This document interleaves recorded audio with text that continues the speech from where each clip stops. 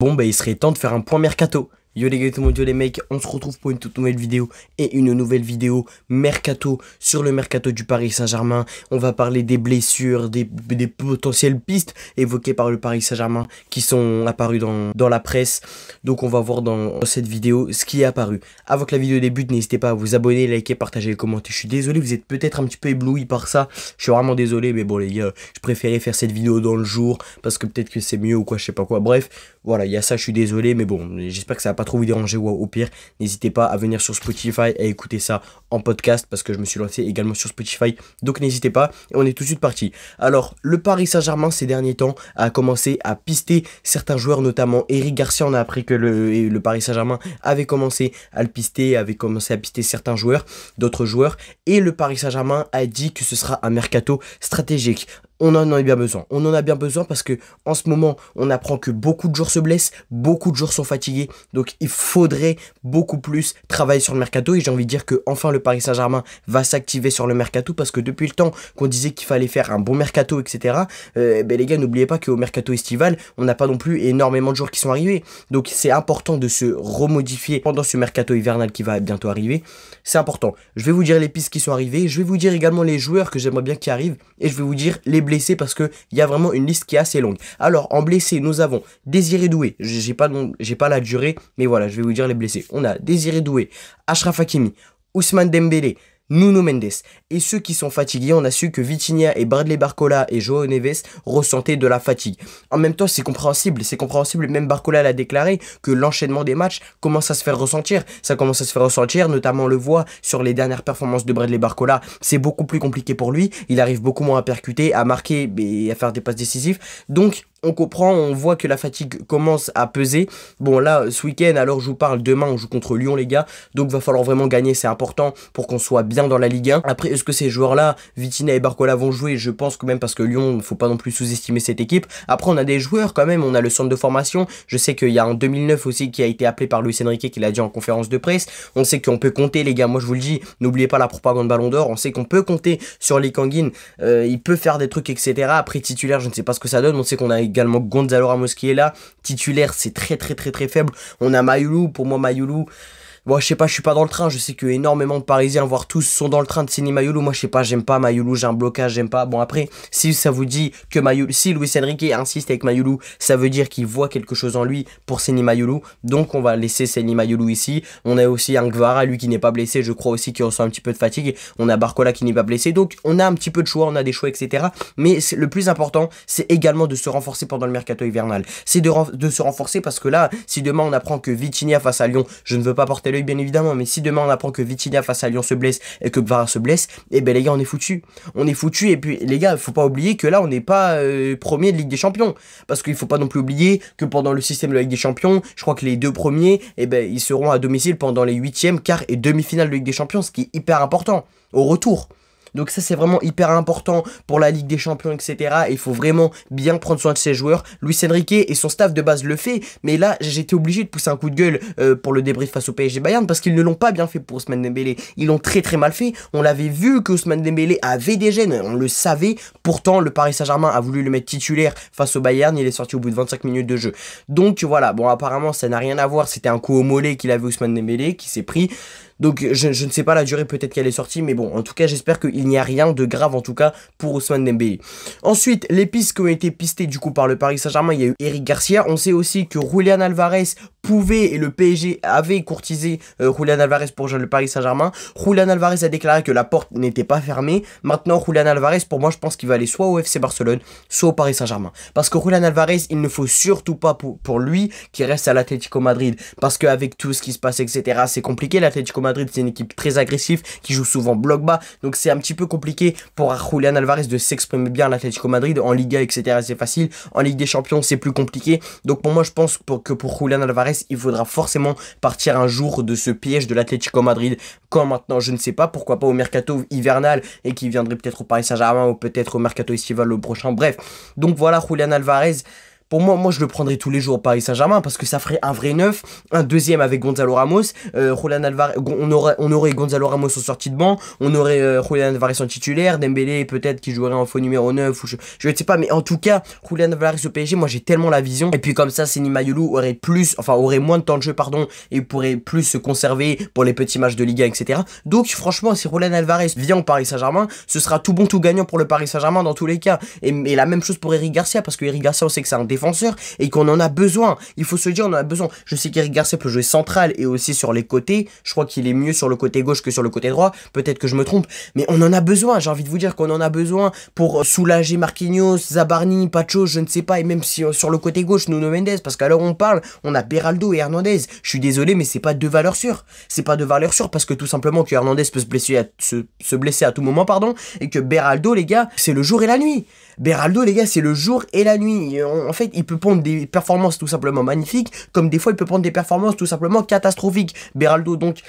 Voilà, un latéral gauche qui peut d'expérience, parce que le Paris Saint-Germain veut des joueurs d'expérience, un latéral gauche d'expérience pour aider Nuno Mendes, ce serait parfait. Parce que là, Nuno Mendes, les gars, il faut se le dire, il n'a pas de concurrence. La même chose pour Achraf Hakimi. Ils n'ont pas de véritable concurrence qui leur donne envie de s'arracher. Bon, alors, ils s'arrachent, ça, il n'y a rien à dire. Hein, on le voit, la preuve, les deux sont blessés malheureusement. Mais on le voit, les gars. On le voit que les deux s'arrachent, etc. Mais au bout d'un moment, il faut qu'ils souffrent. Faudrait qu'ils souffrent parce que c'est compliqué pour eux. Donc pour moi, la venue si Eric Garcia arriverait au Paris Saint-Germain, ce serait vraiment une dinguerie et ce serait vraiment incroyable. Après, moi les gars, j'ai visé d'autres joueurs qui pour moi sembleraient très bien au Paris Saint-Germain. J'ai visé Aklilouche parce que Aklilouche, depuis le temps qu'on en parle, les gars, de Magnès Aklilouche à Monaco, ben il va être enfermé. Il va être enfermé parce qu'on sait que Aklilouche, il voudrait bien rejoindre le Paris Saint-Germain. On sait que le mercato dernier, il aurait voulu rejoindre le Paris Saint-Germain. Mais pourquoi il n'est pas venu? À cause des dirigeants de Monaco. Et là, j'espère encore une fois que Monaco va vouloir le libérer s'il veut toujours rejoindre le Paris Saint-Germain. Parce que pour moi, Aklilouche, au Paris Saint-Germain, les gars, je le prends trop. Je le prends tellement. Mais parce qu'on sait que Julian Alvarez au PSG, bon, ça va être compliqué ou alors ça sera dans le futur. Mais Magnès Aklilouche, pourquoi pas le prendre rapidement? Pourquoi pas le prendre rapidement? On sait qu'il peut jouer milieu offensif. On sait qu'il peut jouer ailier. Et bon, faux numéro 9, on sait pas parce que Luis Enrique il peut adapter des postes. Mais voilà, du coup, Aklilouche, les gars, dites-moi dans les commentaires les joueurs que vous voulez prendre. Mais pour moi, Aklilouche, les gars, pour moi, c'est même pas une question qui se pose. Pour moi, Aklilouche, bien évidemment qu'on le voudrait. Et bien évidemment que, à mon avis, les dirigeants du PSG étudient la piste Magnès Aklilouche parce que depuis le temps qu'on en parle, etc.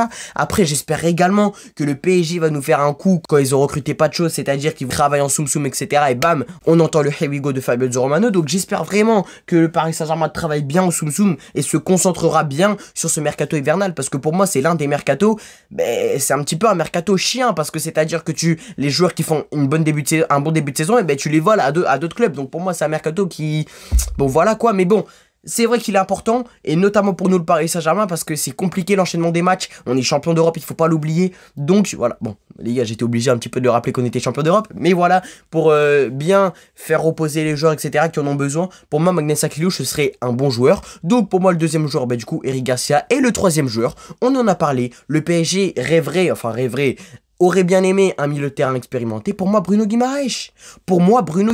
J'aimerais tellement le voir au PSG. Les gars, on avait tellement parlé de Bruno Guimaraes pendant les mercatos. Les gars, on disait, ah ouais, Guimaraes, il veut venir, il va venir, etc. C'était la même chose pour Lookman. Lookman, on n'en parle plus, mais s'il voudrait toujours venir au PSG, je pense que les dirigeants du Paris Saint-Germain le prennent. Les gars, mais...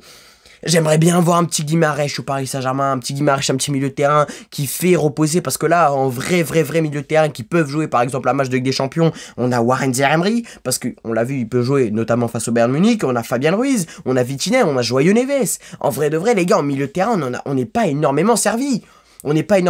Et si on aurait peut-être un Bruno Guimaraes qui viendrait nous aider, peut-être pour, je ne sais pas, faire le jeu, ou faire reposer, ou peut-être arracher une place de titulaire, et ben ça ferait souffler les Vitinha qui est fatigué, il l'a dit. On sait que João Neves, il revient de blessure, Fabien Ruiz également, mais Warren Zaïre-Emery, là il enchaîne les bonnes performances, mais on sait jamais, au bout d'un moment, dans tous les cas il sera fatigué comme tous les joueurs. Et un Bruno Guimaraes qui viendrait les aider parce que c'est compliqué, parce que l'enchaînement des matchs, etc. Pour moi les gars, ce serait quelque chose de rêvé. Pour moi ce ce serait quelque chose de rêvé. On n'en parle pas assez. Bon, en tout cas, bon là, le mercato hivernal n'a pas encore commencé. Mais pour moi, ce serait une véritable piste à étudier, Bruno Guimaraes. Ce serait une véritable piste à étudier. Et pourquoi pas aller essayer d'arracher un contrat, même un prêt de Bruno Guimaraes. Je ne sais pas, la même chose pour Aklilouche. Donc c'est vraiment important, les gars, de faire reposer les joueurs qui en ont besoin. Parce que c'est là, on a vu que Dembélé s'est blessé, Mendes s'est blessé. Les gars, Mendes s'est blessé suite à une entorse au genou, je crois. Hakimi s'est blessé, on a vu la blessure, j'en parlerai pas. Doué s'est blessé, malheureusement ça va être long. Doué c'est 6 à 8 semaines. Hakimi ça va être très limite pour la CAN. Dembélé je crois que c'est que 2 semaines, il va louper le match contre Lyon, je crois, qui est demain. Mendes, je crois, je ne sais pas non plus la durée de Nuno Mendes. Mais donc voilà, là on sait que Vitinha est fatigué, on sait que Barcola est fatigué. Et attention à pas qu'il se blesse. Attention à pas qu'il se blesse parce que là sinon, eh ben on perd tout. Moi je vous le dis. Si Vitinha se blesse, les gars, au milieu on va voir João Neves qui revient de blessure, Fabian Ruiz qui revient également de blessure et Warren Zaïre-Emery, le milieu qui est le plus confiant parmi les trois. Et ça les gars, c'est pas forcément une bonne chose. C'est pour ça que le mercato hivernal, les gars, je le dis, là c'est la première vidéo mercato hivernal, sachant que le mercato n'a pas encore commencé. Mais il va falloir, les gars, j'ai pas envie de faire d'autres vidéos pour dire, ah ouais, non, le Paris Saint-Germain ne travaille pas, ne fait rien sur le sujet mercato hivernal. J'espère vraiment, en tout cas, que le Paris Saint-Germain va faire un effort sur le mercato hivernal, parce que Dieu sait à quel point c'est important pour se renforcer, les gars. Même mentalement, c'est compliqué. Dites-vous, on n'a jamais aligné le 11 de la finale de Ligue des Champions. Hormis Donnarumma, ça c'est normal, mais on l'a jamais aligné. Tout simplement raison pour les blessures, pour la fatigue, pour tout, les gars, on ne l'a jamais aligné. Le 11 avec Mendes, Pacho, Marquinhos, Hakimi, Vitinha, Fabien Ruiz, João Neves, Ishak Kvaratskhelia, Dembélé et Désiré Doué, on ne l'a jamais affiché depuis le début de saison. C'est là où on voit que c'est important de faire tourner pour que les joueurs reviennent à 100%. Et j'espère en tout cas qu'on va revoir des Mendes à 100%, des Hakimi à 100%, des Dembélé, des Doué à 100%, parce que c'est vraiment des joueurs qui sont très importants dans l'équipe. Et Dieu sait que c'est important, encore une fois je me répète, mais le mercato hivernal pour pouvoir se renforcer. Bref, c'est la fin de cette vidéo, j'espère qu'elle vous aura plu. C'était une vidéo assez courte pour parler, les gars, pour m'exprimer du mercato, des actualités. Alors où je vous parle, il y a le live de Yannou FC, les gars, qui est en live pour réacter au match du Bayern Munich, etc. Bon, je vais peut-être la sortir pendant son live. Du coup, n'hésitez pas à aller voir son live à la fin de cette vidéo. Mais juste avant, les gars, n'hésitez pas à lâcher le petit pouce bleu, le petit abonnement et à mettre en commentaire le joueur que vous aimeriez bien voir au Paris Saint-Germain. Et puis voilà, on se retrouve très vite pour une nouvelle vidéo, un nouveau live. Ciao, peace, ciao les mecs, bye bye, à très bientôt.